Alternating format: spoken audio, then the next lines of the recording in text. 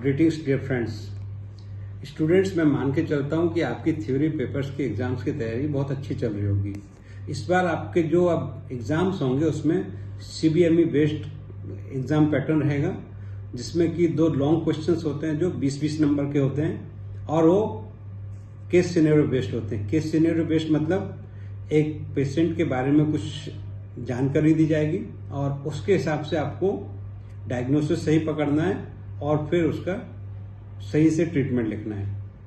इसमें कई बार बच्चे गलती कर देते हैं, क्वेश्चन को जल्दबाजी में पढ़ते हैं और उनको समझ में ही नहीं आता है कि क्या पूछा गया और क्या आंसर लिखना है। तो मैं इसी से रिलेटेड कुछ स्मार्ट टिप्स दे रहा हूं। आप इस वीडियो को पूरा जरूर देखें, चाहे तो फास्ट स्पीड में देख लें पर पूरा जरूर देखें। मैं कुछ एग्जाम्पल्स दे रहा हूं, जैसा कि आप स्क्रीन पर देख पा रहे होंगे। एक क्वेश्चन पूछा गया था, A 10-year-old child was having a right mucopurulent otorrhea for last 4 years. A week ago, he became dizzy with a whirling sensation, nausea, vomiting, and nystagmus to the opposite side.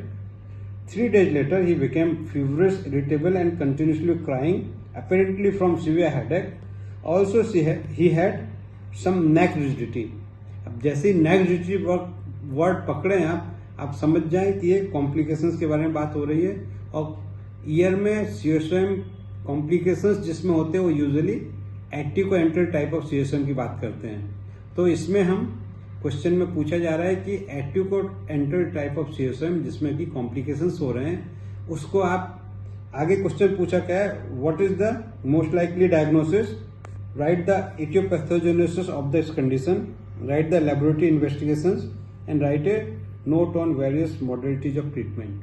तो जब एटिको-एंटरल CSM जो कि complicate हो रहा है, यानी कि एटिको-एंटरल CSM यानी dangerous type of CSM with impending complications, तो अब इसके बारे में आपको कैसे डायग्नोस करना है, क्या टेस्ट करना है और फिर मेडिकल या सर्जिकल लाइन ऑफ मैनेजमेंट क्या आपको उचित लग रही है वो लिखना है। ऐसे ही एक बार पूछा गया है, 27-year-old patient having ear discharge from right ear since 5 years now complain of severe headaches, fever and unable to flex his neck.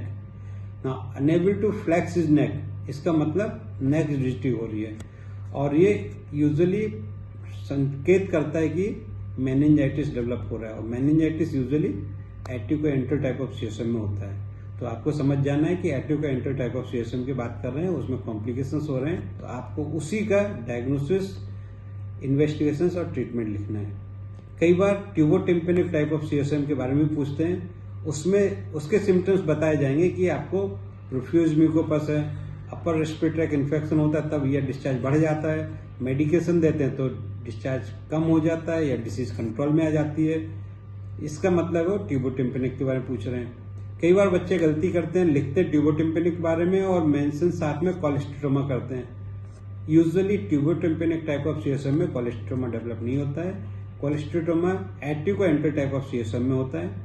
बहुत ही रेयरली कोई मिक्स्ड पैथोलॉजी हो तब हो सकता है, पर यूजुअली आपसे अंडर ग्रेजुएट के लेवल पर एक्सपेक्ट करते हैं कि आप क्लियर कट मेंशन करें और सही क्वेश्चन पढ़ें और सही ट्रीटमेंट मॉडलिटीज लिखें, तो आपको अच्छे नंबर आएंगे। और जो भी आंसर्स लिखें लेजिबल राइटिंग यानी पढ़ने लायक हो ऐसी लिखें, ज़्यादा कॉम्प्लिकेटेड लैंग्वेज का यूज नहीं करें और क्वेश्चन को सिस्टमेटिक तरीके से लाइन बाय लाइन लिखें। कभी आधा क्वेश्चन रह जाता है, फिर आप आधे पेज से चालू करते हैं, तो ऐसे में भी आपको तकलीफ होती है। तो ध्यान से अपने आंसर्स लिखें। Take care, best wishes. अगले वीडियो में हम नोज के सिनेरियोज के बारे में देखेंगे। Best of luck.